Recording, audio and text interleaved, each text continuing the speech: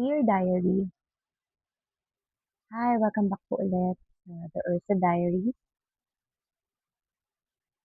May naisip po ako ulit ikwento sa inyo. Pero bago tayo mag-umpisa, gusto ko lang pong sabihin na hindi ako psychologist or therapist. Ibabahagi ko lang po sa inyo ang mga natutunan ko sa sarili kong ganap sa buhay. At sana kung may pinagdaraanan ka sa ngayon, kahit pa paano maramdaman mo na hindi ka nag-iisa. May mga tao na kapag tinanong natin, kumusta ka? Ang lagi nilang sagot, okay lang ako. Pero ang totoo, pagod na pagod din sila. Problema, sa kakaisip, sa pagpapanggap na kaya pa. Alam mo, isa rin ako sa mga taong yun. Maraming beses kong sinabi sa sarili ko, kaya ko pa, kayang-kaya ko pa, ako pa. Yan ang mga linya ko.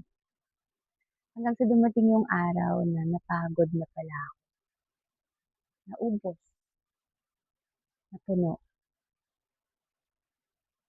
At dun ko na-realize, hindi pala kailangan maging matatag palagi. Hindi ko kailangan lang mapagod, hindi kahinaan ng umiyak, hindi kabawasan sa pagkatao natin ang magsabi na hindi ko na kaya ngayon. Dahil tao lang tayo eh. Napapagod, nasasaktan, at minsan kailangan lang din natin ng pahinga. Kung pagod ka ngayon, sana wag mo sisihin yung sarili mo.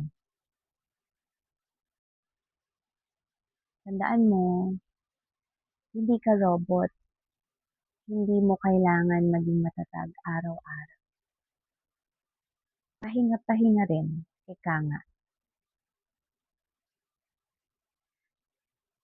Kaya ngayon, gusto kong sabihin sa'yo at tanungin ka, kailan mo ba huling tinanong ang sarili mo? Kamusta na ba talaga ako?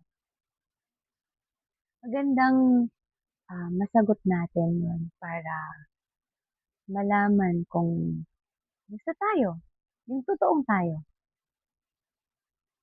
Kung gusto mong magbahagi ng kwento, nandito lang ang Diary Family. Muli, ako po si Ursa. At ito ang The Ursa Diaries. Tandaan mo, every ending is the beginning of a new chapter. Kita-kita tayo ulit sa susunod na diary entry. God bless you. Bye.